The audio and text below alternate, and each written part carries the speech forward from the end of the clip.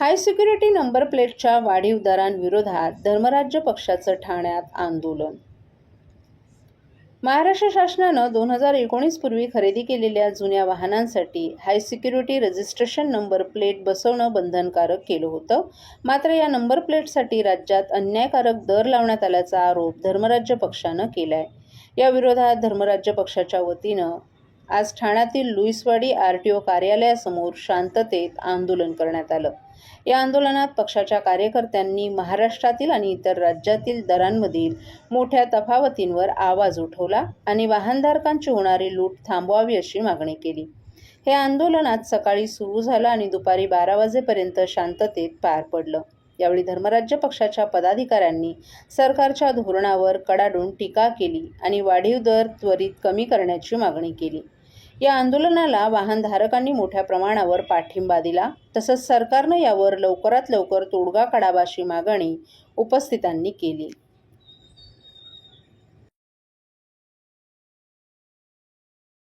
मी इथे ठाण्यामध्ये करतोय, ठाण्याच्या RTO समोर. त्याचं एकमेव कारण आहे की ठाणेकर जनतेने आम्हाला आवाहन केलेलं आहे की आपल्या ठाण्यामध्येही अशा प्रकारचं आंदोलन झालं पाहिजे आणि हे आंदोलन फक्त धर्मराज्य पक्षातर्फेच केलं जाऊ शकतं.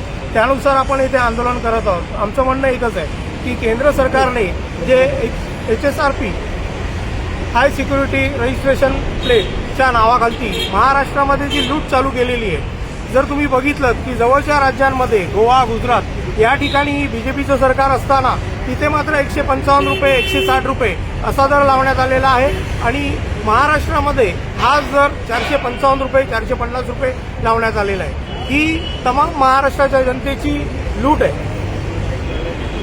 केंद्र सरकारने हे माध्यम केलेलं आहे का की महाराष्ट्रामधून या जनतेकडनं, ही जनता गोरगरीब जनता आहे, ही काहीच बोलत नाहीये, आंदोलनामध्ये उतरत नाहीये, तर हिच्याकडनं जास्तीत जास्त प्रकारे टॅक्स गोळा करून तो केंद्र सरकारकडे जमा करायचा, हे कुठेतरी थांबलं गेलं पाहिजे. आमचं म्हणणं एकच आहे की सर्व राज्यांना जी काही नंबर प्लेटचा जो काही खर्च आहे तो माफक दरामध्ये केला पाहिजे. तिन्ही राज्यांमध्ये BJPचं गव्हर्नमेंट असताना महाराष्ट्र सरकारकडनं ही लूट थांबली गेली पाहिजे. जे टेंडर आहे ते रद्द करून पुन्हा नवीन टेंडर काढा आणि ज्या बाजूच्या राज्यांना जे तुम्ही दर दिलेले आहेत ते महाराष्ट्र राज्याकरतालाही लागू करा आणि सर्वांना समान अधिकार द्या. ही एकमेव आमची मागणी आहे.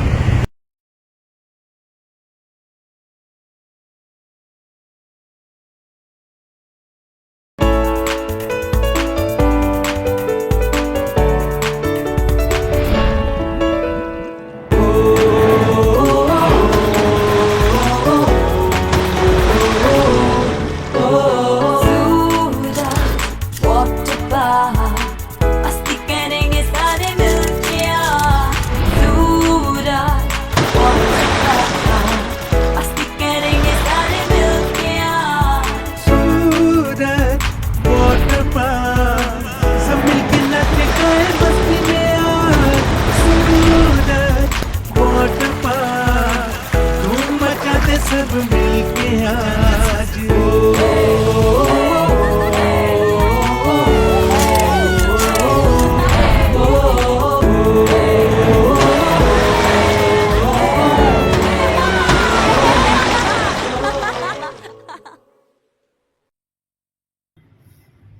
खारेगाव येथील नाट्यगृहाच्या आरक्षणाच्या जागेवर छोटेखानी नाट्यगृहासह इतर सुविधा क्रीडा संकुल याची आखणी करून त्याचा सविस्तर आराखडा करण्याचे निर्देश खासदार डॉ. श्रीकांत शिंदे यांनी पालिका प्रशासनाला एका बैठकीत दिले आहेत.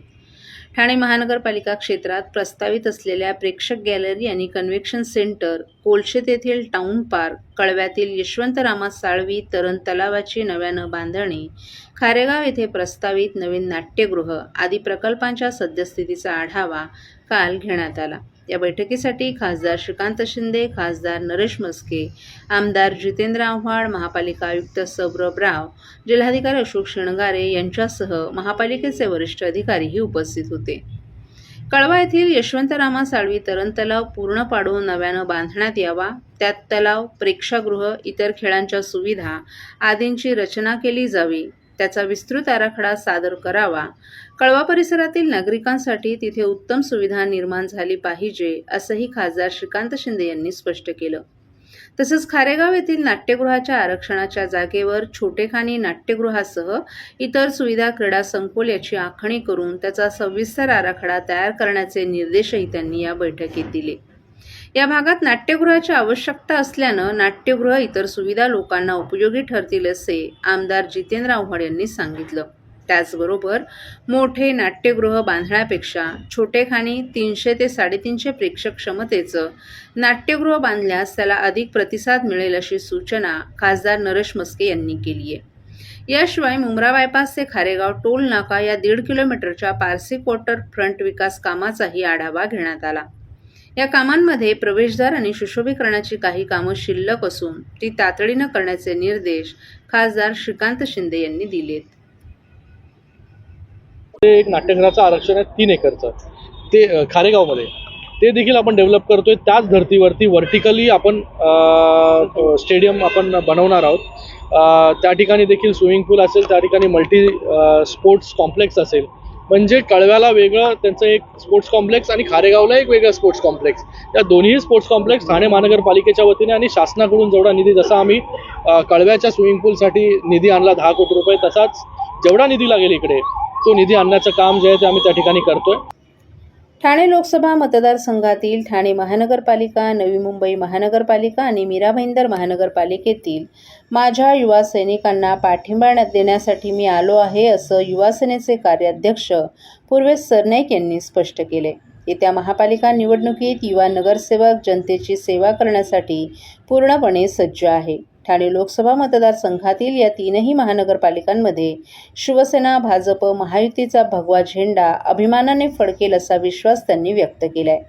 नाशिक आणि शिर्डी येथे काँग्रेस गटातील अनेक युवा कार्यकर्ते युवा सेनेत सामील होत आहेत. हा विश्वास उपमुख्यमंत्री एकनाथ शिंदे आणि खासदार डॉक्टर श्रीकांत शिंदे यांच्या कार्यामुळे निर्माण झालाय.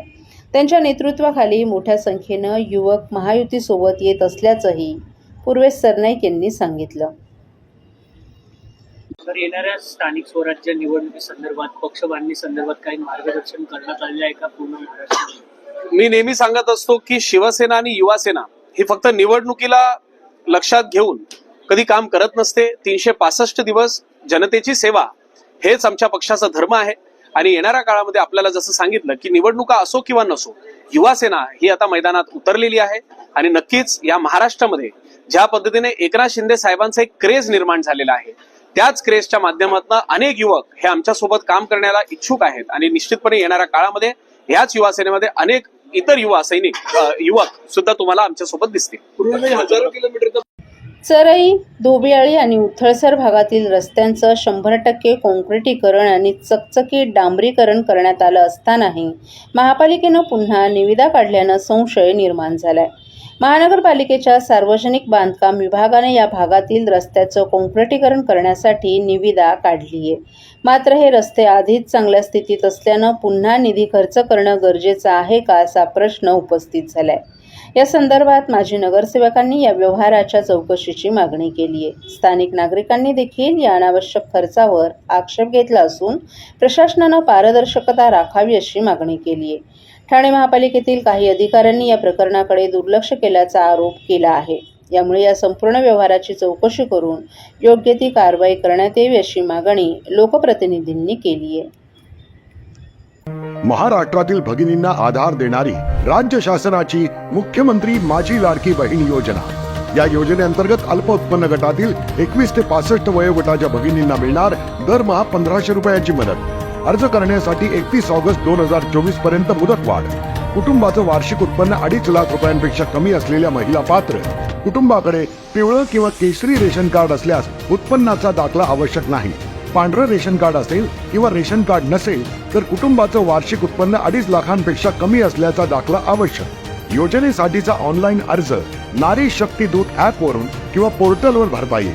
ज्या भगिनींना ऑनलाईन अर्ज भरता येत नसेल त्यांच्यासाठी अंगणवाडी, ग्रामपंचायत, वॉर्ड ऑफिस, सेतू सुविधा केंद्रामध्ये किंवा आशाताई बचत गटाच्या CRP यांची मदत उपलब्ध.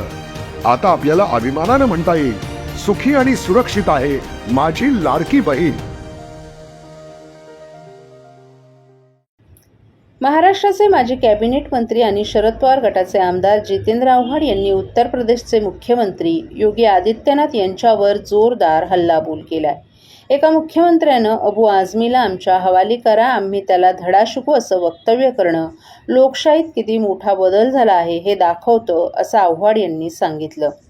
संतोष देशमुख यांच्या हत्येचा तपास अजून सुरू आहे आणि यातून आणखीन धक्कादायक माहिती समोर येईल, ही तर फक्त सुरुवात आहे, असंही त्यांनी सांगितलं. भाजप आमदार सुरेश धस यांनी नागपुरात झालेल्या भाजपच्या बैठकीबाबत अनभिज्ञ असल्याचं सांगितलं होतं. यावर आव्हाड यांनी जोरदार टीका करत सुरेश धस आणि देवेंद्र फडणवीस यांच्यात नेमकं काय सुरू आहे याची कल्पना आपल्याला आहे, परंतु धस हे सातत्यानं फडणवीसांवर टीका करतायत, त्यामुळे त्यांची लवकरच चौकशी होईल, असंही आव्हाड यांनी सांगितलंय. बीड जिल्ह्यातील सरपंच संतोष देशमुख यांच्या हत्या प्रकरणात आणखीन रहस्य उलगडेल असं वक्तव्य करत आव्हाड यांनी या प्रकरणात सखोल चौकशीची मागणी केली आहे. काही दिवसांपूर्वी केंद्रीय मंत्री रक्षा खडसे यांच्या मुलीवर छेडछाडीचा प्रकार घडला. यावर प्रतिक्रिया देताना जितेंद्र आव्हाड यांनी राज्यात कायद्याचा धाकच राहिला नसून पोलिसांचा दराराही संपला आहे, गुन्हेगारांना पोलिसांची भीती नाही, अशा टीका त्यांनी राज्य सरकारवर केली आहे. राज्यपालांकडे गेलेला आहे, कसं बघताय की राजीनामा आमदार कालच झाला, म्हणजे आता त्याच्यावर काही चर्चा करण्यात अर्थ नाही की तो आता लिफाफ्यात बंद झाला मग तो राज्यपालाकडे गेलाय. कालच मुख्यमंत्र्यांनी सांगितलं राजीनामा घेतला, विषय संपला. तर धसांनी सांगितलंय की जर फडणवीसांची सातपुड्यामध्ये जे बैठक झाली होती, मात्र अशी बैठक झाली ना, अशी फिरवणे असे फडणवीस म्हणतात. जर असं असेल तर मी राजकारण सुरू मला वाटतं धस इतक्या ह्याच्याने बोलत असतील, फडणवीस साहेब ह्याच्यात आता चौकशी करतील, जर काय मिळालं तर करतीलच कारवाई. संतोष देशमुखच्या कुटुंबियांना खऱ्या अर्थाने न्याय मिळण्यासाठी आणखी काय पुरावे समोर येतील, काय वाटतं? आणखी काय त्याला अजून खूप पुरावे समोर यायचे, खूप पुरावे समोर यायचे. तर एकीकडे संतोष देशमुखांचं आहे की ते खडसेंच्या मुलींची छेडछाड झाली आहे. महाराष्ट्रात खरोखर महाराष्ट्रात कायद्याची भीतीच राहिली.